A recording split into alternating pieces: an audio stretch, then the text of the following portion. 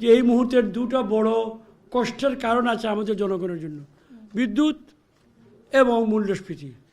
স্বীকার করে আমরা বসে থাকলে হবে না, আমাদের উপরে নির্দেশনা আছে, এটা মোকাবেলা করা দরকার। পাক্কা শিকারীর মতো ট্রিগারে হাত দিয়ে দাঁড়িয়ে থাকতে হবে। শাফিন, প্রধানমন্ত্রীর সভাপতিত্বে আজ 2022-23 অর্থ বছরের শেষ একনেক সভায় কিন্তু বিভিন্ন প্রকল্পের পাশাপাশি মোট 18টি প্রকল্পের অনুমোদন দেওয়া হয়। সেখানে কিন্তু আলোচনা হয় মূল্যস্ফীতি এবং এই সময়ের সব থেকে বলা যায় মানুষ যেটাতে ভোগান্তিতে রয়েছে বিদ্যুৎ পরিস্থিতি নিয়ে। এছাড়া আজকের বৈঠকে বৈদেশিক ঋণ কমাতে G2G ঋণের ব্যবহার বাড়ানোর অনুশাসন দিয়েছেন প্রধানমন্ত্রী শেখ হাসিনা। জানিয়ে বিস্তারিত থাকছে সান্ধ্যবাজারের পুরো আয়োজন জুড়ে আপনাদের সঙ্গে রয়েছে আমরা দুজন, আমি তানজিম শাফিন এবং সাথে রয়েছে আমি নাজমুন মিম।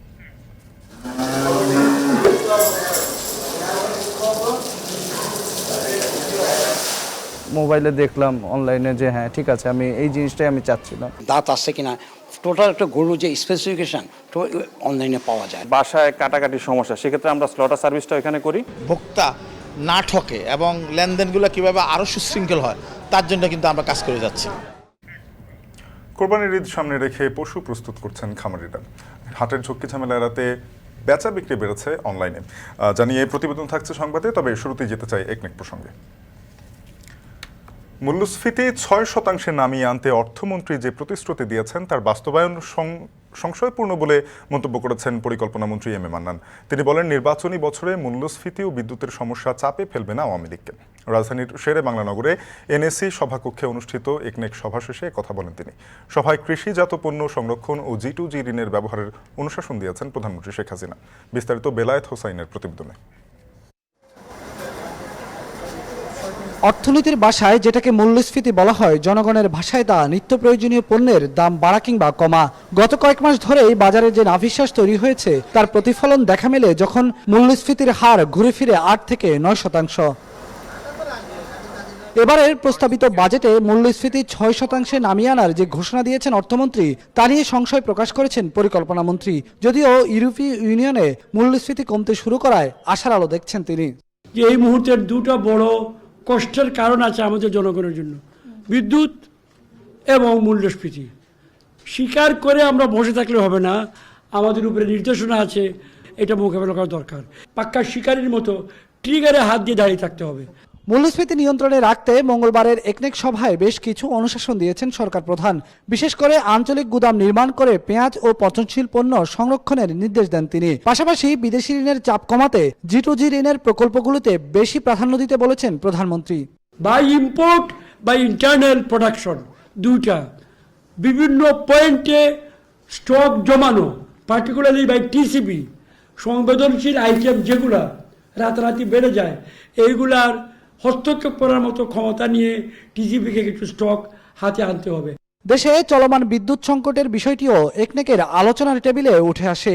এই মুহূর্তে বিদ্যুৎ কেন্দ্র বন্ধ হয়ে যাওয়া গ্রহণযোগ্য নয় বলে বৈঠকে মত দেন প্রধানমন্ত্রী শেখ হাসিনা। এর আগেও স্বীকার করেছেন পাবলিকলি যে এই মুহূর্তের দুটো বড় কষ্টের কারণ আছে আমাদের জনগণের জন্য, বিদ্যুৎ এবং মূল্যস্ফীতি। স্বীকার করে আমরা বসে থাকলে হবে না, আমাদের উপরে নির্দেশনা আছে, নানা বুদ্ধি কৌশল, অর্থনৈতিক রাজনৈতিক নানাভাবে এটা মোকাবেলা করা দরকার। ইতিমধ্যে বিদ্যুৎ প্রতিমন্ত্রী পরিষ্কার দেখলাম আপনারা রিপোর্ট করেছেন, 2 সপ্তাহ উল্লেখ করেছেন। আমি প্রার্থনা করব তার কথা ঠিক হবে এবং 2 সপ্তাহ আমরা কষ্ট করে আমরা সবাই মিলে এইটার একটা সমাধান হবে। পরিকল্পনা মন্ত্রী বলেন, মূল্যস্ফীতি ও বিদ্যুৎ সংকট আগামী নির্বাচনে আওয়ামী লীগকে জনগণের কাছে থেকে পিছিয়ে রাখবে না। সমস্যা সমাধান হবে। প্রস্তাবিত বাজেটেও মূল্যস্ফীতি এবং বিদ্যুতের বিষয়টি অগ্রাধিকার পাবে বলে জানান পরিকল্পনা মন্ত্রী। জাতীয় অর্থনৈতিক পরিষদের নির্বাহী কমিটির এই সভায় 11,387 কোটি 91 লাখ টাকা ব্যয়ে 18টি প্রকল্পের অনুমোদন দেওয়া হয়। 2টি প্রকল্পের ব্যয় কমানো হয় একনেক বৈঠকে। এর মধ্যে প্রধানমন্ত্রীর আশ্রয়ন 2 প্রকল্পে ব্যয় কমেছে 2,343 কোটি টাকা। বেলায়েত হোসাইন, এখন, ঢাকা। দেশে 2 থেকে 2,500 মেগাওয়াট বিদ্যুতের ঘাটতি রয়েছে। আগামী 15 থেকে 16 দিনের মধ্যেই বিদ্যুৎ সরবরাহ স্বাভাবিক হবে বলে আশ্বস্ত করেছেন বিদ্যুৎ, জ্বালানি ও খনিজ সম্পদ প্রতিমন্ত্রী। সংসদে দেয়া বক্তব্যে তিনি বলেন, উচ্চ মূল্যের কারণে সময় মতো কয়লা না পাওয়ায় সাময়িক অসুবিধার মধ্যে পড়তে হচ্ছে। আমাদের কয়লা সময় মতো আমরা এলসি করতে পারি না। বৈশ্বিক ব্যবস্থা, বর্তমানের অর্থনৈতিক ব্যবস্থা সবকিছু চিন্তা করে আমরা সময় মতো কয়লা টানতে পারি নাই। এসএস পাওয়ার আমাদের মহেশখালীটা চালু হয়ে যাবে। আমরা ইতিমধ্যে ভারত থেকে বিদ্যুৎ আনছি, আরও নিয়ে আসতেছে। আদানি পাওয়ার সবগুলো চালু হচ্ছে, এমন চলছে। কিন্তু কিছু কিছু জায়গায় আমাদের যে অসুবিধাটা হচ্ছে সেটা হলো বৈশ্বিক জ্বালানির দাম বেড়ে যাওয়ায় আমাদের কিন্তু অর্থ যোগান দেওয়াটা কিছুটা সময় সাপেক্ষ হচ্ছে। এটা খুব বেশি দিনের জন্য না। আমরা মনে করি 15 থেকে 16 দিনের মাথায় আমরা হয়তো আবার একটা স্বাভাবিক পরিস্থিতি আসতে পারবো। ডলার সংকট ছাড়াও প্রয়োজনীয় নথিপত্র দাখিল না করায় বাংলাদেশের 7টি ব্যাংকে বিদেশি এয়ারলাইন্সের 17 কোটি ডলারের বেশি আটকে আছে। এই অর্থ পরিশোধে ব্যাংকগুলোকে দ্রুত নিষ্পত্তির নির্দেশ দিয়েছে বাংলাদেশ ব্যাংক। প্রয়োজনে দেশীয় মুদ্রায় এই অর্থ দেওয়া সম্ভব বলে জানায় কেন্দ্রীয় ব্যাংকের মুখপাত্র। আরও জানাচ্ছেন সেলিয়া সুলতানা। এমিরেটস এয়ারলাইন্সের কলকাতা থেকে দুবাইয়ের টিকিট 31,000 টাকার মতো। সেখানে বাংলাদেশ থেকে দুবাইয়ের ফ্লাইটের টিকিট 65,000 টাকা। ইন্ডিগো কলকাতা থেকে কাতার 22,000 টাকা, অথচ ইউএস বাংলার ঢাকা থেকে কাতার 48,000। ঢাকা ব্যাংকক 43,000 টাকা, কলকাতা ব্যাংককের টিকিট মূল্য 18,000 টাকা। বাংলাদেশ, ভারত এমনকি বিভিন্ন দেশের সাথে ব্যবসা করা বিদেশি এয়ারলাইন্সগুলোর টিকিটের ব্যবধান চোখে পড়ার মতো। সেখানে প্রতিদিন অন্তত বাংলাদেশের 20,000 যাত্রীদের গুনতে হয় অন্য দেশের তুলনায় বেশি ভাড়া। ডলার সংকটের কারণে টিকিটের উচ্চমূল্য ও খরচ সামাল দিতে না পারা অন্যতম কারণ উল্লেখ করে ইন্টারন্যাশনাল এয়ার ট্রান্সপোর্ট অ্যাসোসিয়েশন এক সংবাদ বিজ্ঞপ্তিতে জানায়, বিদেশি এয়ারলাইন্সের $214 মিলিয়ন আটকে আছে বাংলাদেশে। তবে বাংলাদেশ ব্যাংক বলছে দেশের 7টি ব্যাংকে $177.79 মিলিয়ন আটকে আছে, যা দ্রুত পরিশোধের নির্দেশনা দিয়েছে কেন্দ্রীয় ব্যাংক। তো আপনারা জানেন যে এগুলো পেমেন্ট হয় আপনার মাধ্যমে, আইডি ব্রাঞ্চের মাধ্যমে, তাই না? তো অ্যাকর্ডিংলি আমরা বিভিন্ন ব্যাংক থেকে তথ্য সংগ্রহ করে আমাদের কাছে রেমিটেবল অ্যামাউন্ট হিসেবে যেটা আমরা পেয়েছি সেটা হচ্ছে যে 177.79 মিলিয়ন। তাহলে ওটা 214 আর এটা হচ্ছে 177.79 মিলিয়ন। তো এই টাকাটা, এই যেটা বকেয়াটা আছে, এই বকেয়াটা ভেরি সুন মানে ব্যাংকগুলোকে ইনস্ট্রাকশন দেওয়া হয়েছে, they will make the payment. মঙ্গলবার বিকেলে সংবাদ সম্মেলনে বাংলাদেশ ব্যাংক মুখপাত্র জানান, ইউক্রেন রাশিয়া যুদ্ধের সময় ডলার সংকটের শুরু। দেশের লাগামহীন ডলারের বাজারে লাগাম টানা আর আন্তর্জাতিক বাজারের আমদানি রপ্তানি, বিনিময়, বিল পরিশোধ সবকিছুই নতুন করে হিসেব করতে হয় দেশগুলোকে। সেখানে জানুয়ারি থেকে এখন পর্যন্ত বিদেশি এয়ারলাইন্সগুলোকে $402.18 মিলিয়ন মূল্য পরিশোধ করা হয়েছে। টোটাল তাদেরকে এয়ারলাইন্স খাতে আমরা টোটাল পেমেন্ট করেছি 402.18 মিলিয়ন। 402.18 মিলিয়ন।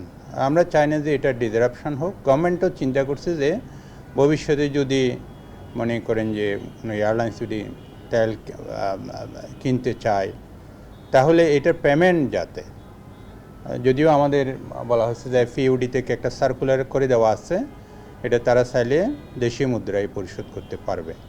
ডলার সংকট নেই উল্লেখ করে প্রয়োজনে দেশীয় মুদ্রায় এই অর্থ পরিশোধের সুযোগ রয়েছে বলে জানান তিনি। আমরা জানেন যে বিভিন্ন সময়ে বিভিন্ন প্রয়োজনে বাংলাদেশ ব্যাংকের রিজার্ভ থেকেও আমরা প্রায়োরিটি বেসিসে আমরা ডলার সার করছি। সো ব্যাংক যদি ক্যাপাসিটি থাকে তাদেরকে আমরা কখনো রেস্ট্রিক্ট করি নাই যে তুমি পেমেন্ট দিও না। আমরা এই যে তথ্যটা আসার সাথে সাথে কিন্তু আমরা ব্যাংকগুলোকে বলে দিছি, যেহেতু এটা কান্ট্রি ইমেজ এটার সাথে জড়িত, so make the payment as soon as possible. So they are taking arrangement, তারা ব্যবস্থা নিচ্ছে এটা যাতে শীঘ্র এটা পেমেন্ট হতে পারে। ইউক্রেন এবং রাশিয়ার ওয়ার শুরু হওয়ার পরে আমাদের এই যে একটা প্রেশারের মধ্যে আছে ইকোনমিটা, তাই না? তো আমরা যখন প্রায়োরিটি বেসিসে, আমরা যখন আমাদের অথরিটি যেভাবে চিন্তা করেছে, আমরা তো ডলার ইনজেক্ট করেছি প্রয়োজন অনুসারে। এখন তো মনে করেন যে এটা যদি মনে করেন যে যদি ক্রাইসিস হতো, তারা তো আমাদের কাছে। ডলার সংকট ছাড়াও অনেক এয়ারলাইন্স প্রয়োজনীয় নথিপত্র দাখিল না করায় পেমেন্ট দিতে পারেনি কিছু কিছু ব্যাংক। সেলিয়া সুলতানা, এখন, ঢাকা। নোবেল বিজয়ী ডক্টর মোহাম্মদ ইউনূসকে অবশেষে বিচারের মুখোমুখি হতে হচ্ছে। একের পর এক মামলার দায়ের পর উচ্চ আদালতে আবেদনের কারণে আটকে ছিল মামলার গতি। এবার সেই জট খুলেছে। শ্রম আদালতে ডক্টর ইউনূসের আবেদন খারিজ করে দিয়ে অভিযোগ গঠন করেন। শ্রমিকদের স্বার্থ ক্ষুণ্ণের দায়ে করা মামলায় হাজিরও হয়েছিলেন ইউনূস। আর জানাচ্ছেন জাহিদ হাসান। গ্রামীণ টেলিকমের শ্রমিকদের কল্যাণ ফান্ডের লভ্যাংশ না দেয়া, গণছুটি নগদায়ন না করা, চাকরি স্থায়ীকরণ না করার অভিযোগে 2021 সালের 9 সেপ্টেম্বর কলকারখানা প্রতিষ্ঠান অধিদপ্তরের শ্রম পরিদর্শক আরিফুজ্জামান শ্রম আদালতে ডক্টর মোহাম্মদ ইউনূসের বিরুদ্ধে মামলা দায়ের করেন। এই মামলার বিরুদ্ধে হাইকোর্টে যান ইউনূস। হাইকোর্ট আবেদন খারিজ করে মামলা চলবে মর্মে রায় দেন। এই রায়ের বিরুদ্ধে আপিল করেন এই অর্থনীতিবিদ। 8 মে আপিল বিভাগ ইউনূসের আবেদনে সাড়া না দিয়ে শ্রম আদালতকে মামলা বিচার কাজের নির্দেশ দেন। মঙ্গলবার জার্মানি থেকে দেশে ফিরে সরাসরি ইউনূস হাজির হন ঢাকার শ্রম আদালতে। তার আইনজীবী আদালতকে বলেন, এই মামলা শ্রম আইন অনুযায়ী চলতে পারে না। বিচারক শেখ মেরিনা সুলতানা ইউনূসের আবেদন নাকচ করে দিয়ে বলেন, অধিকতর সাক্ষী ও যাচাই বাছাই করার জন্য মামলা এই মুহূর্তে খারিজের সুযোগ নেই। একই সঙ্গে অভিযোগও গঠন করেন তিনি। আইনের মধ্যে থেকে আমরা সব কাজ করেছি, কিন্তু পরবর্তীতে উনি 6 মাসের মধ্যে মামলা করেছেন। উনি যে এই মামলাটা করেছেন এবং আমরা এই ব্যাপারে আদালতে এখন শুনানি চলছে। আদালত সিদ্ধান্ত নেবেন। আজকে যেহেতু চার্জ ফ্রেম হয়েছে, পরবর্তী সাক্ষী শুনানি হবে। এখন দেখা যাক উনি যে করেছে সেটা আমরা সাক্ষ্য প্রমাণের ভিত্তিতে আমরা প্রমাণ করে দেবো এটা ভুল ছিল। আদালত থেকে নামার পর চেষ্টা করা হলেও মামলা সম্পর্কে ইউনূস কোনো কথা বলেননি। দ্রুতই আদালত ত্যাগ করেন তিনি। কর ফাঁকি, অর্থ পাচার সহ এ পর্যন্ত 11টি মামলা ইউনূসের কাঁধে। তবে কোনো মামলায় গ্রেফতার হননি তিনি। সব মামলায় রয়েছেন জামিনে। শুরু থেকেই মামলার বিষয়ে গণমাধ্যমে নিশ্চুপ ভূমিকায় এই নোবেল বিজয়ী অর্থনীতিবিদ। জাহিদ হাসান, এখন, ঢাকা। প্রস্তাবিত বাজেটে ভ্রমণ কর বাড়ায় পর্যটন কমার শঙ্কা করছেন ব্যবসায়ীরা। বাজেটে যে ধরনের আমরা মেসেজ পেয়েছি যে আপনারা বিভিন্ন ভ্রমণ ট্যাক্স অ্যাড করেছে, এটা আমাদের জন্য খুবই আমার মনে হয় যে বিব্রতকর অবস্থা আমরা আছি। সার্বিক এই ইন্ডাস্ট্রির কথা বিবেচনা করে যদি এই ট্যাক্সটাকে প্রত্যাহার করে নেওয়া হয়, তাহলে আমি বলবো যে এয়ারলাইন্স এবং প্যাসেঞ্জার দুইজনই আসলে বেনিফিটেড হবে। এ নিয়ে সন্ধ্যাবাজারের পরের অংশে থাকছে প্রতিবেদন। গেল কয়েকদিন ধরে তীব্র তাপদাহে পড়ছে ঢাকা সহ পুরো দেশ। নগরীর তাপমাত্রা কমাতে এবার শুরু হয়েছে বৃক্ষরোপণ কার্যক্রম। এই কার্যক্রমে অংশ নিয়েছেন উত্তর সিটি কর্পোরেশনের নিয়োগপ্রাপ্ত চিফ হিট অফিসার। ঢাকা উত্তর সিটির উদ্যোগে 2 লাখ বৃক্ষরোপণ কর্মসূচির উদ্বোধনে অংশ নেন তিনি। এ সময় নগরীর তাপমাত্রা কমাতে সবাইকে বেশি বেশি গাছ লাগানোর পাশাপাশি এসবের যত্ন নেওয়ার আহ্বান জানান ঢাকা উত্তর সিটি কর্পোরেশনের চিফ হিট অফিসার। আরও জানাচ্ছেন মেহরিনানি। ধ্বংস হচ্ছে সবুজ, বাড়ছে ঢাকার তাপমাত্রা। গেল কয়েকদিন ধরে প্রচণ্ড তাপদাহে পুড়ছে ঢাকা সহ সারা দেশ। অতিরিক্ত তাপপ্রবাহে বাইরে তো বটেই, ঘরেই টেকা দেয়। উষ্ণ নগরীকে বাসযোগ্য করতে সম্প্রতি ঢাকা উত্তর সিটি কর্পোরেশন হিট অফিসার নিয়োগ দেন। এশিয়ার মধ্যে প্রথম নিয়োগ পাওয়া চিফ হিট অফিসার বুশরা আফরিন দায়িত্ব নেওয়ার পর ঢাকাকে বাসযোগ্য করতে নানা পরিকল্পনার কথা জানিয়ে আসছিলেন। মঙ্গলবার সকালে তেজগাঁও মেয়র আনিসুল হক সড়কে 2 লাখ বৃক্ষরোপণ কর্মসূচির উদ্বোধনে অংশ নেন তিনি। রাতারাতি ঢাকার গরম কমে আসবে এমন ধারণা থেকে বের হয়ে আসার আহ্বান জানিয়ে তিনি বলেন, একটি প্রক্রিয়ার মধ্য দিয়ে এটি বাস্তবায়ন সম্ভব হবে। যত গাছ লাগাবো তত আমাদের পলিউশন থেকে রক্ষা, থেকে পলিউশনটা আছে, কার্বন এমিশনস আছে, plus heat resilience is a big factor. একটা গাছ কাটা মানে লং টার্ম ইফেক্টসে 10 crore টাকা কাটা।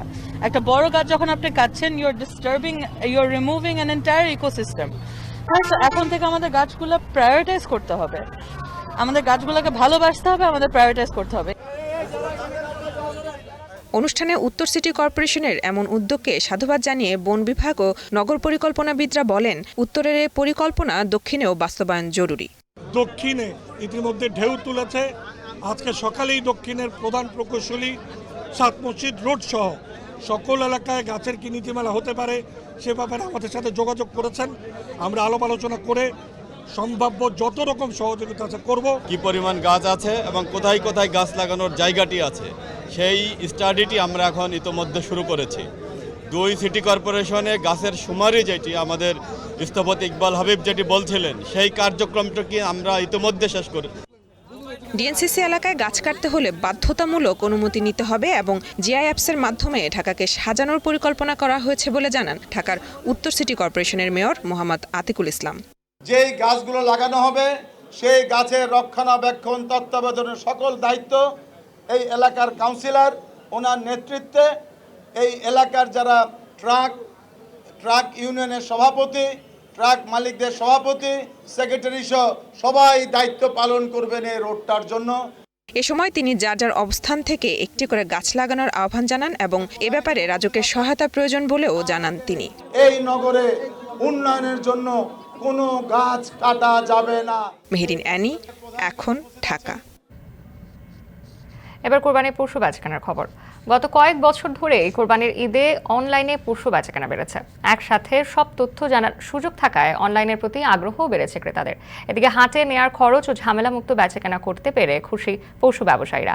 এবার 20 থেকে 30% পশু অনলাইনের মাধ্যমে বিক্রি হওয়ার আশা তাদের। আর জানাচ্ছেন সিফাত শাহরিয়ার।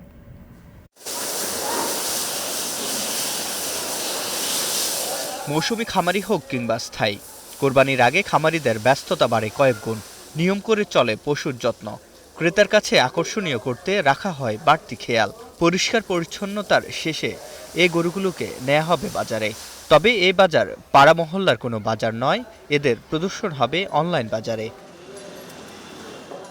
গরুর ছবি অনলাইনে যাওয়ার আগে করা হবে ওজন, ছবি আপলোডের সাথে যুক্ত হবে প্রয়োজনীয় আরও কিছু তথ্য, যা দেখে ক্রেতা ঠিক করবেন তার পছন্দের পশু। পরিসংখ্যান বলছে শুধু ঢাকাতেই রয়েছে এমন 5 থেকে 7 হাজার খামার, যাদের সিংহভাগেরই হয় অনলাইনে বেচাকেনা। করোনার সময় থেকে সরকার ব্যবস্থা করে ডিজিটাল হাটের, যেখানে শুধু 2021-এ বিক্রি হয় 2700 কোটি টাকার পশু। বাজারে করোনা বিধিনিষেধ কমে গেলেও গত বছর অনলাইনে বিক্রি হয় 1000 কোটি টাকার পশু। ছবি কিংবা ভিডিও দেখেই চলে প্রাথমিক যাচাই বাছাই। পছন্দ হলে কেউ কেউ অনলাইনে সেরে নেন আলাপ। তবে অনেকেই সরাসরি চলে আসেন খামারে। এ যেমন রাজু আহমেদ, ফেসবুকে পছন্দ করে গরু কিনতে এসেছেন খামারে। খামারে আসা ক্রেতারা বলছেন ডিজিটাল মাধ্যম তাদের কাজটা সহজ করে দিয়েছেন। একত্রে সব তথ্য জানার সুযোগ থাকায় এবং তৃতীয় পক্ষের হস্তক্ষেপ ছাড়াই কিনতে পারায় খুশি ক্রেতারা। ইউটিউব চ্যানেল দেখতেছিলাম, পরে বাসায় বললাম, পরে আপনার মোটামুটি ঘন্টাখানিক পরেই আসছি। মূলত ওইখানে যে বলদ গরুগুলা দেখে ভালো লাগছে। মোবাইলে দেখলাম অনলাইনে যে হ্যাঁ ঠিক আছে, আমি এই জিনিসটাই আমি চাচ্ছিলাম, ওই হিসাবে আমি যে ওখানে স্পেসিফিক্যালি যেতে পারছি আর কি। এটা কোথাকার, এটা কবে, এটা দাঁত আসছে কিনা, টোটাল একটা গরু যে স্পেসিফিকেশন অনলাইনে পাওয়া যায়। খামারগুলোতে কোরবানির প্রস্তুতি শুরু হয় 3 থেকে 4 মাস আগে থেকেই। জাত ভেদে করা থাকে খাবারের তালিকাও। তবে বিক্রি শুরু হয় মাসখানেক আগে। অনলাইনে বেচাকেনায় বিশেষ সুযোগ সুবিধাও দিয়ে থাকে খামারগুলো। কোরবানি পর্যন্ত লালন পালন সহ থাকে হোম ডেলিভারির ব্যবস্থা। বিদেশি ক্রেতাদের জন্য কোরবানি দিয়ে নির্দিষ্ট সময়ে মাংস পাঠানোর ব্যবস্থাও করে থাকেন কোনো কোনো খামারি। চলতি বছর 30 থেকে 40% পশু অনলাইনের মাধ্যমে বিক্রি হওয়ার আশা তাদের। সারা বছরই অনলাইনে আমরা প্রচার করি, কিন্তু রোজার আগ দিক থেকে আমরা প্রচারণাটা একটু ফুল ফ্লেজেড ভাবে করি। তখন আমাদের অনলাইনের কাস্টমারের বেসটা অনেক নক করতে থাকেন যে কি গরু আছে, কি গরু দেখাতে পারবেন। ছবি দেখে অ্যাডভান্স করতে আমরা সেই ক্ষেত্রে সেটাও করতে পারি। যদি মনে করেন যে না আমি ছবি দেখছি পছন্দ হয়েছে, বাট আমি যে দেখতে চাই আসলে বিষয়টা কিরকম, সেই ব্যবস্থাও করা আছে। কোরবানির গরু 1 বছর আগেও কিনতে চাই, আমরা সেটাও রাখছি। কোরবানির সময় যদি উনি বাসায় নিয়ে যেতে চায়, আমাদের নিজস্ব পরিবহনের মাধ্যমে ওনার বাসায় হোম ডেলিভারিটা ফ্রি করে দিচ্ছি। আবার অনেকে আছে যে দেখা যাচ্ছে যে বাসায় কাটাকাটির সমস্যা, সেক্ষেত্রে আমরা স্লটার সার্ভিসটা এখানে করি। 19 সাল থেকে অনেক বেশি পেয়েছি, এখন দিন দিন সেটা আরও বাড়ছে। এই বছর এসে মোটামুটি আমাদের জাস্ট অনলাইন বেজেই 40% প্রি অর্ডার হয়ে গেছে। মৎস্য ও প্রাণী সম্পদ অধিদপ্তরের তথ্য বলছে এবছর দেশে কোরবানিযোগ্য পশু রয়েছে প্রায় 1,25 লাখ। তাতে ঘাটতি সম্ভাবনাও কম। সেই সাথে অনলাইনেও যাতে ভোক্তা প্রতারিত না হন সে বিষয়ে খোঁজ রাখছেন তারা। এটা চর্চা, এটা ভালো, আমরা এটাকে আরও বেগবান করেছি, গতবার আরও বেশি হয়েছে, এবার আরও বেশি থাকবে। এবং সেক্ষেত্রে কিভাবে ভোক্তা না ঠকে এবং লেনদেনগুলো কিভাবে আরও সুশৃঙ্খল হয় তার জন্য কিন্তু আমরা কাজ করে যাচ্ছি। মন্টু নামের এই গরু ফেসবুকে বেশ পরিচিতি পেয়েছে। পরবর্তীতে বিক্রি হয় 15 লাখ টাকা দামে।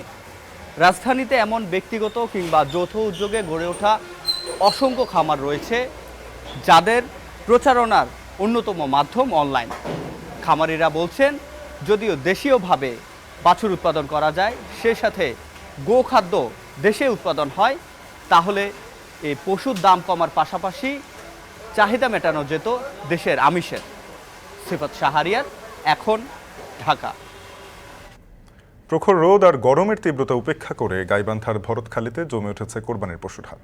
প্রাকৃতিক পরিবেশে লালন পালন করা চরের পশুর জন্য বেশ সুনাম রয়েছে এই হাটের। প্রায় 5,000 গবাদি পশু বেচাকেনায় লেনদেন হয় প্রায় 3 কোটি টাকা। তবে এবার গরুর দাম চড়া বলে দাবি ক্রেতাদের। হেদায়েতুল ইসলাম বাবুর প্রতিবেদনে বিস্তারিত। গবাদি পশু নিয়ে মঙ্গলবার সকাল থেকেই ভরতখালী হাটে সমবেত হতে থাকেন বিভিন্ন এলাকার কৃষক, ব্যবসায়ীরা।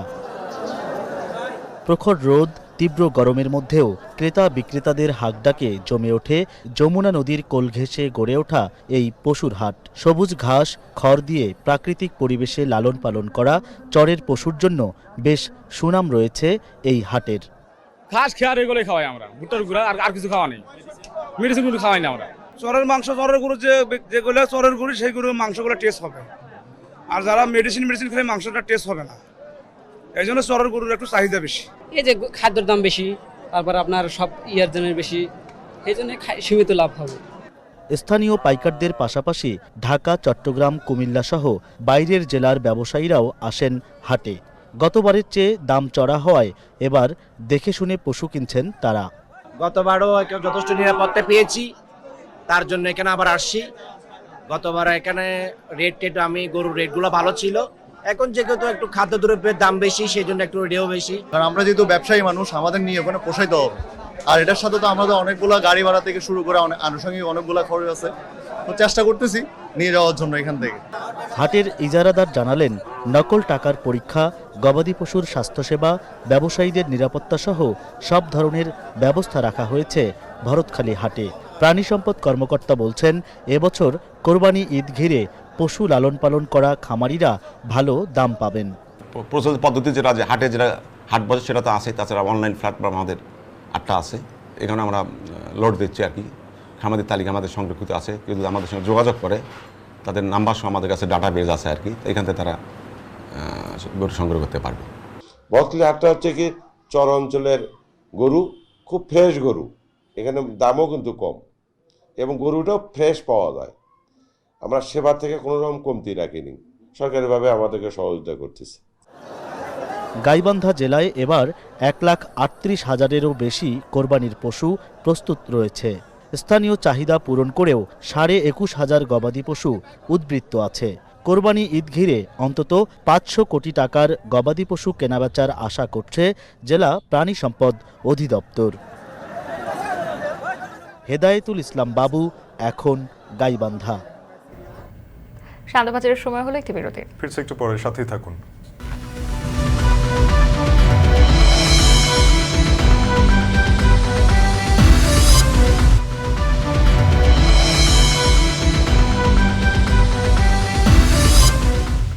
ফিরলাম বিরতির পর। দেখছেন শান্তবাজার। প্রস্তাবিত বাজেটে ভ্রমণ কর বাড়ানোয় অভ্যন্তরীণ পর্যটক কমবে, আর দেশের এয়ারলাইন্সগুলোকে ও বিদেশি ক্যারিয়ারগুলোর সাথে অসম প্রতিযোগিতায় নামতে হবে বলে আশঙ্কা করছেন পর্যটন খাত সংশ্লিষ্টরা। তবে উড়োজাহাজ ও এর যন্ত্রাংশ কেনার ক্ষেত্রে কর ও ভ্যাট মওকুফের প্রস্তাবকে স্বাগত জানিয়েছে এয়ারলাইন্স অপারেটর অ্যাসোসিয়েশন। আর জানাচ্ছেন নাইমাবের। করোনার ধকল কাটিয়ে ঘুরে দাঁড়াচ্ছিল দেশের পর্যটন খাত। গেল বছর দেশে অভ্যন্তরীণ পর্যটকের সংখ্যা ছিল প্রায় 1.5 কোটি, আর বিদেশি পর্যটক এসেছিল 5 লাখের মতো, আর ব্যবসা হয়েছিল প্রায় 20,000 কোটি টাকা। কিন্তু বছর না ঘুরতেই আবার মন্থর দেশের পর্যটন খাত। চলমান অর্থনৈতিক সংকটে বেড়ে গেছে ভ্রমণ ব্যয়। আকাশপথে টিকিটের দামও যে কোনো সময়ের থেকে এখন সর্বোচ্চ। তাই এবছর এখনো পর্যন্ত কমপক্ষে 30% ভ্রমণকারী কমেছে। বাজেট বক্তৃতাটি অডিও ভিজুয়াল পদ্ধতিতে এই মহান সংসদে উপস্থাপন করছে। এমন অবস্থায় 1 জুন প্রস্তাবিত বাজেটে অর্থমন্ত্রী আ.হ.ম মোস্তফা কামাল ভ্রমণ কর বাড়ানোর কথা জানিয়েছেন। জুলাই থেকে দেশের যে কোনো গন্তব্যের জন্য বিমানে চড়লেই কর দিতে হবে 925 টাকা, আগে যা ছিল 725 টাকা। সংকটের এই সময়ে এমন সিদ্ধান্ত অভ্যন্তরীণ পর্যটক আরও কমবে আশঙ্কা ট্যুর অপারেটরদের। বাংলাদেশের মানুষের ক্রয় ক্ষমতার মধ্যে যদি কোনো প্রোডাক্ট না থাকে তাহলে সেটা পারচেস করার অ্যাবিলিটি নাই। তা আমাদের মনে হয় যে আমাদের ট্যুর অপারেটর যারা আছি তারা আসলে সত্যি এই বাজেটে যে ধরনের আমরা মেসেজ পেয়েছি যে আপনারা বিভিন্ন ভ্রমণ ট্যাক্স অ্যাড করেছে, এটা আমাদের জন্য খুবই আমার মনে হয় যে বিব্রতকর অবস্থা আমরা আছি। কারণ এটা বাস্তবায়ন হলে আমাদের পর্যটক আমরা পাবো না, আমরা ট্যুর অপারেটররা। আন্তর্জাতিক ভ্রমণেও গুনতে হবে বাড়তি টাকা। সার্কভুক্ত দেশগুলোতে ভ্রমণ কর ৬৭% বাড়িয়ে ২,০০০ টাকা, মধ্যপ্রাচ্যের দেশগুলোতে যাওয়ার ক্ষেত্রে ৩৩% বেড়ে ৪,০০০ টাকা এবং অন্যান্য দেশের ক্ষেত্রে ৫০% বেড়ে ৬,০০০ টাকা ভ্রমণ কর প্রস্তাব করা হয়েছে। এমন সিদ্ধান্তে দেশীয় এয়ারলাইন্সগুলোকে বিদেশি এয়ারলাইন্সগুলোর সাথে অসম প্রতিযোগিতায় ফেলার শঙ্কা তৈরি হয়েছে। আমাদের এই দেশীয় এয়ারলাইন্সগুলোকে যে কোনো ওয়েতে সাবসিডাইজড করে কিংবা বিভিন্নভাবে বেনিফিশিয়ারি করে দেন আসলে তাদেরকে যদি কম্পিটিশন করার সুযোগ করে দিত, তাইলে আসলে আমাদের পারফেক্ট কম্পিটিশন আসলে যাওয়ার সুযোগটা পেতাম। কিন্তু আমরা চাই আসলে বর্তমানে যে ট্যাক্সের যে ব্যাপারটা আছে, এটা যেহেতু প্রস্তাবিত একটা ট্যাক্স বাজেটে উত্থাপন করা হয়েছে, তো সার্বিক এই ইন্ডাস্ট্রির কথা বিবেচনা করে যদি এই ট্যাক্সটাকে প্রত্যাহার করে নেওয়া হয়, তাহলে আমি বলবো যে এয়ারলাইন্স এবং প্যাসেঞ্জার দুইজনই আসলে বেনিফিটেড হবে। তবে এবারের বাজেটে উড়োজাহাজ ও উড়োজাহাজের বিভিন্ন যন্ত্রপাতি কেনার ক্ষেত্রে অগ্রিম ৫% কর ও ১৫% ভ্যাট মওকুফ করার প্রস্তাব করা হয়েছে। এভিয়েশন খাতের উন্নয়নে এই প্রস্তাবকে ইতিবাচক হিসেবেই দেখছেন এয়ারলাইন্স অপারেটরগুলো। যদি কোনো এয়ারক্রাফটের মূল্য $100 মিলিয়ন হয়, সেখানে $5 বিলিয়ন কিন্তু অ্যাডভান্স ইনকাম ট্যাক্স। তো এইটা কিন্তু যে কোনো একটা অপারেটরের জন্য বিরাট বোঝা। ক্যাপিটাল মেশিনারি হিসেবে ভ্যাটের আওতামুক্ত ছিল, কিন্তু আমাদের কিন্তু প্রচুর স্পেয়ার্স কিনতে হয়, যেটার মধ্যে এই 5% এআইটি এবং 15% ভ্যাট দিয়ে একটা বিরাট করের বোঝা চলে আসে, কারণ এটা অল্প স্বল্প টাকা না। তো এই যে ছাড়টা হয়েছে, এটা আমাদের ইন্ডাস্ট্রির জন্য খুবই পজিটিভ একটা রেজাল্ট নিয়ে আসবে।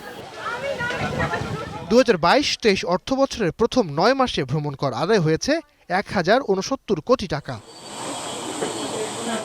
নাইমাবির, এখন, ঢাকা। চলতি বছরের বাজেটে শেয়ার বাজার নতুন কিছু না পেলেও বড় কিছু হারায়নি বলে মন্তব্য করেন ঢাকা স্টক এক্সচেঞ্জের চেয়ারম্যান ডক্টর হাফিজ মোহাম্মদ হাসান বাবু। বাজেট পরবর্তী সংবাদ সম্মেলনে তিনি আরও বলেন, বাজেট শেয়ার বাজার বিরোধী হয়নি, তবে শেয়ার বাজারের কালো টাকা সাদা করার সুযোগ থাকবে কিনা সে সিদ্ধান্ত সরকার প্রধান নেবেন বলেও মন্তব্য করেন তিনি। ৫,০০০ কোটি টাকা লেনদেন ও ৮,০০০ পয়েন্টের স্বপ্ন দেখানো দেশের শেয়ার বাজার গত এক বছর ধরেই ধুঁকছে নানা জটিলতায়। লেনদেনের নিম্নমুখী ধারায় সাধারণ বিনিয়োগকারীদের পুঁজি ধরে রাখতে আবারও ফ্লোর প্রাইস বেঁধে দেওয়ার সিদ্ধান্ত নেয় কর্তৃপক্ষ। তবুও বছরের অধিকাংশ দিনেই লেনদেনের ঘর ৫০০ কোটির মধ্যেই ছিল। চলতি বছরের বাজেটকে সামনে রেখে আবারও লেনদেনের ঘর অতিক্রম করে ১,০০০ কোটি। নতুন স্বপ্ন দেখতে শুরু করে সাধারণ বিনিয়োগকারীরা। সাধারণ বিনিয়োগকারীদের আশাবাদের মধ্যেই ২০২৩-২৪ অর্থ বছরের বাজেট। চলতি বছরের বাজেটে কি থাকলো শেয়ার বাজারে তা জানাতে রাজধানীর একটি হোটেলে সংবাদ সম্মেলন করে Dhaka stock exchange. DSC chairman বলেন, কিছু না পেলেও কিছু হারায়নি শেয়ার বাজার। আমাদের বাজেট হয়েছে অনেকাংশে, আমি যেটা বলার চেষ্টা করছি, আমাদের বাজেটটা কিন্তু একবারেই পুঁজিবাজার বিরোধী বাজেট হয়েছে এটা আমি বলবো না। পুঁজিবাজারকে চিন্তা করেই হয়েছে। তবে আমরা আরও বেশি খুশি হব আমাদের যে আরও কিছু চাওয়া পাওয়া ছিল সেগুলো যদি এর সাথে যদি সংযোজন করা হয়, এগুলোকে যদি গ্রহণ করা হয়। কালো টাকা সাদা করার সুযোগ শেয়ার বাজারে থাকবে কিনা সাংবাদিকদের এমন প্রশ্নের উত্তর দেন ডিএসসি চেয়ারম্যান। এছাড়া শেয়ার বাজারের কারসাজি রুখতে দেশি বিদেশি এক্সপার্ট টিম নিয়ে নতুন দল গঠন করার কথা জানান তিনি। আমাদেরকে করতে হবে, কারণ এই যে আমি বড় বড় কথা বললাম আপনাদের সামনে, বাজারটা স্থিতিশীল থাকার পিছনে কিন্তু এটাও একটা ইম্পর্টেন্ট কম্পোনেন্ট, আমাদেরকে ভাবতে হবে।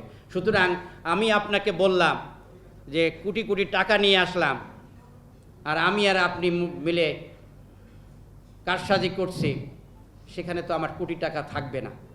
সুতরাং আমি আশাবাদী, এবং আমরা শুরু করে দিয়েছি, মনিটরিং টিমকে শুরু করে দিয়েছি, এবং আমাদের আরেকটা আমরা সিদ্ধান্ত নিয়েছি, আমাদের একটা রিসার্চ অ্যান্ড প্ল্যানিং একটা ডিপার্টমেন্ট খুলব।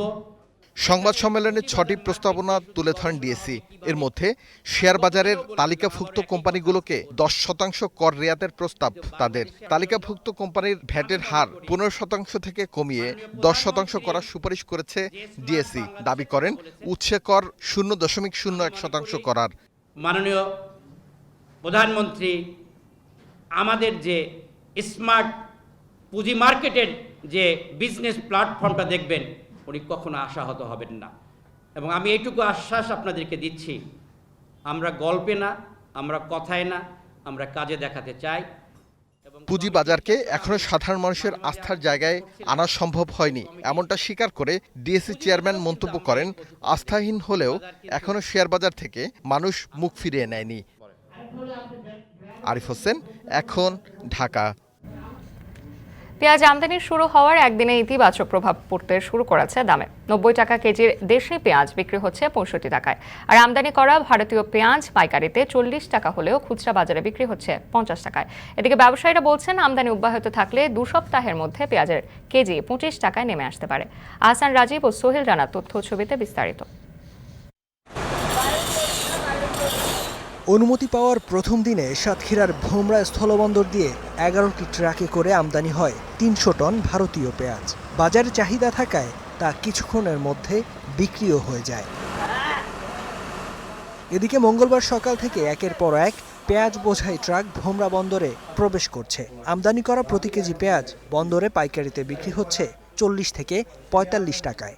প্রচুর আকারে মাল আসছে। আজকে তো বর্ডারে অলরেডি 200 গাড়ি পেঁয়াজ ভোমরা বর্ডারে ইন্ডিয়ান সাইডে ঢোকার অপেক্ষা আছে। কালকে রেট গেছে 45, 46, আজকে কিরকম যায়, আজকে হয়তো 150 গাড়ি আছে, আজকে দাম কমে যেতেও পারে। তবে আমদানির খবরে আগে থেকে অনেক ব্যবসায়ী ভারতের ঘোজাডাঙ্গা বন্দরে পেঁয়াজ নিয়ে আসেন। এতে ট্রাকে থেকে নষ্ট হয়েছে অনেক পেঁয়াজ। দীর্ঘদিন থাকা গাড়িতে থাকা একটু নষ্টযুক্ত মালগুলো বাংলাদেশে প্রবেশ করছে, যে কারণে আমাদের একটু রেটে কম বিক্রি করতে হচ্ছে। সামনের সপ্তাহ থেকে পেঁয়াজ এমন একটা রিজনেবল দামে আসবে যাতে আমাদের ব্যবসায়ীরাও উপকৃত হবে এবং সাধারণ জনগণ রিজনেবল দামে আপনি পেঁয়াজ কিনতে পারবে বলে মনে করছি আমরা।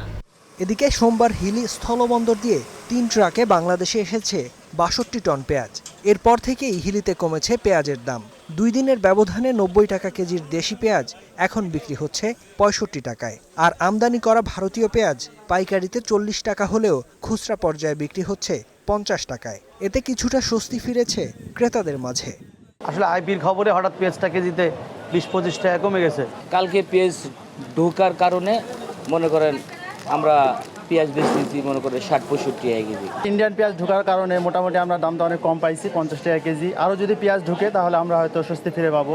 হিলি স্থলবন্দর দিয়ে এখন পর্যন্ত 39 জন আমদানিকারক প্রায় 55,000 টন পেঁয়াজ আমদানির অনুমতি পেয়েছে, যা দ্রুত বাজারজাতকরণ হলে পেঁয়াজের দাম আরও কমবে বলে জানান আমদানিকারকরা।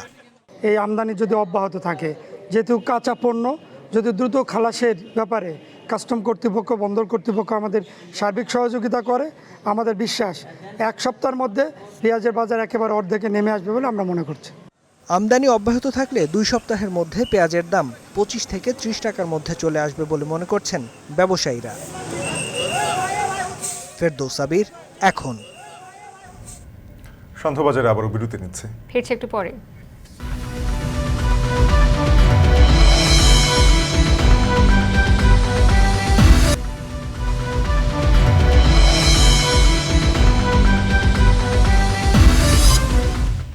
বিরতির পর ফিরে এলাম। দেখছেন সন্ধ্যাবাজার। আর মাত্র 5 দিন বাকি খুলনা ও বরিশাল সিটি নির্বাচনের, তাই প্রচণ্ড গরম উপেক্ষা করেও মাঠে ঘাটে প্রচারণায় সরগরম মেয়র ও কাউন্সিলর প্রার্থীরা। আজ খুলনা সিটির আওয়ামী লীগ মেয়র প্রার্থী ইশতেহার ঘোষণা করেন। তার ইশতেহারে প্রাধান্য পায় চলমান প্রকল্প সম্পন্ন সহ পরিচ্ছন্ন পরিকল্পিত নগরী করার। 2 সিটিতেই ভোটারদের দাঁড়ে দাঁড়ে গিয়ে নানা প্রতিশ্রুতি দিয়ে ভোট প্রার্থনা করছেন প্রার্থীরা। বিস্তারিত প্রতিবেদনে।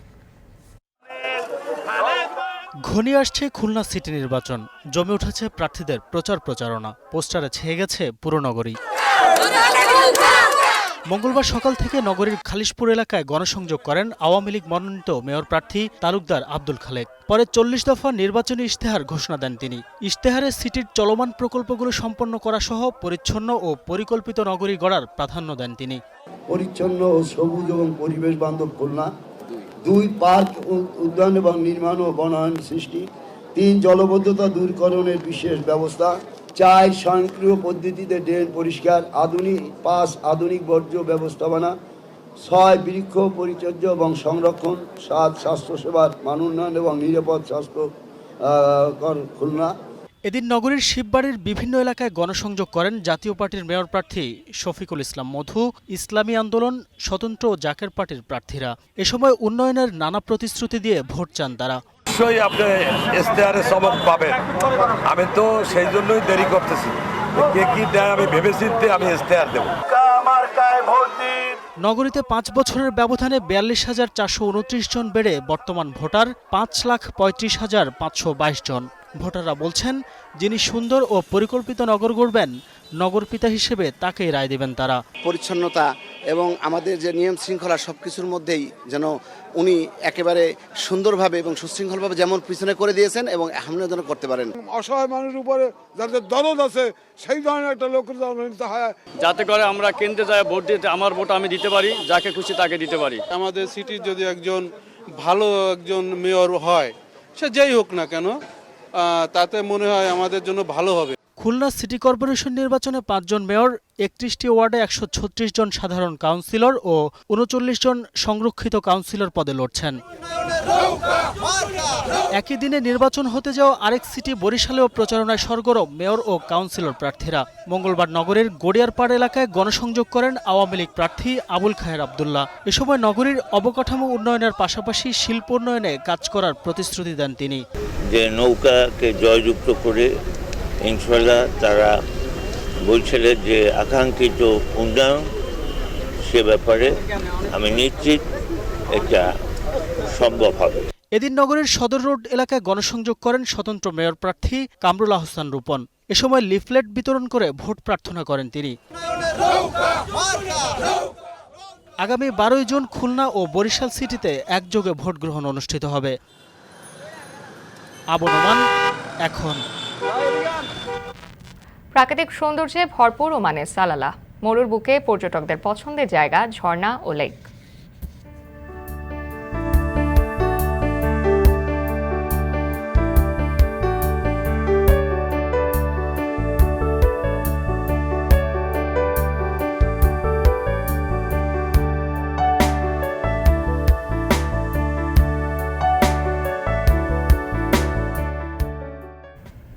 শান্তবাজারের শেষে এ নিয়ে থাকছে প্রতিবেদন। এই পর্যায়ে নিয়ে নিচ্ছে আরও একটি বিরতি। একটু পরে ফিরছি, সাথেই থাকুন।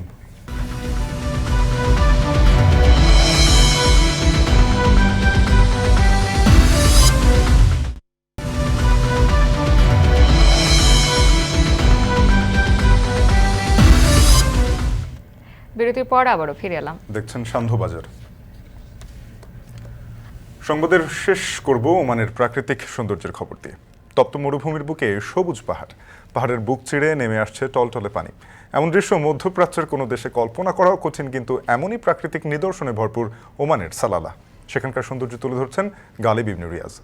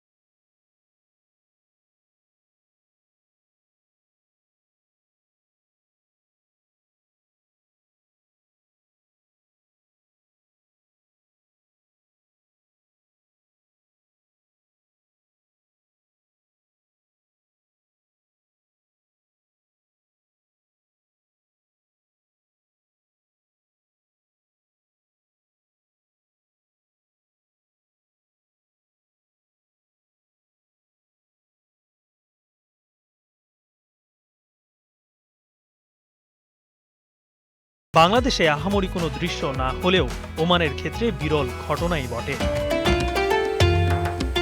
যতই সামনে এগোতে থাকলাম, পাহাড়ের সবুজ ততই গাঢ় হতে থাকলো। এবার যেন আরও আশ্চর্য হওয়ার পালা। সবুজ সেই পাহাড় থেকে নেমে আসা টলটলে পানির গন্তব্য, স্বচ্ছ নীল জলরাশির লেক। সালালার এই জায়গাটার নাম ওয়াদি দারবাত, যা কিনা এই শহরের আশ্চর্যতম জায়গা। যেখানে দেখা মেলে ছোট বড় ঝর্ণার। জনশ্রুতি আছে পাহাড়ের নিচ থেকে আসে স্বচ্ছ এই জলধারা। মরুর গরমকে বৃদ্ধাঙ্গুলি দেখিয়ে পর্যটকরা নিচ্ছেন শীতল পানির স্পর্শ। পুরো শহরে কবুতর ছাড়া অন্য কোনো পাখি চোখে না পড়লেও লেকের পাড়ে দেখা যায় বাহারি রঙের পাখি এবং তাদের আবাস।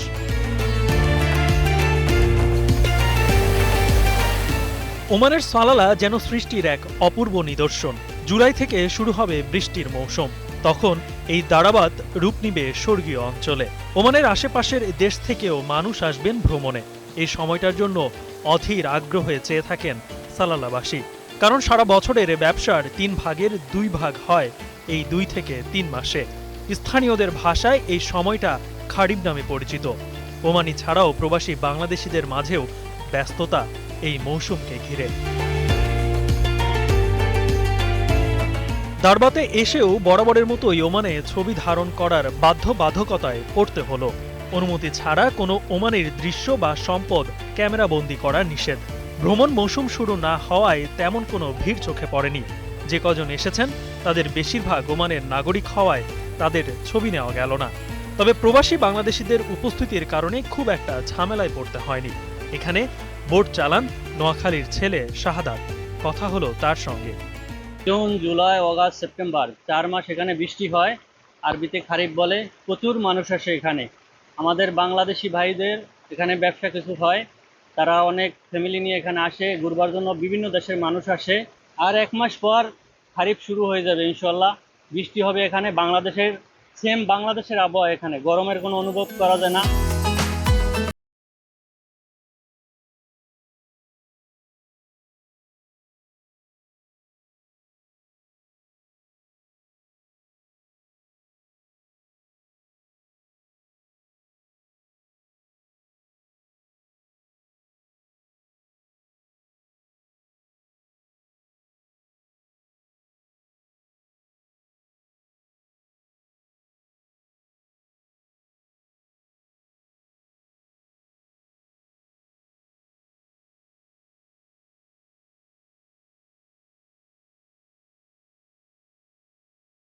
বলতেই যেন আমাদের চোখের সামনে ভসে উঠে তপ্ত মরুভূমি আর তার উপর দিয়ে হেঁটে চলা উট।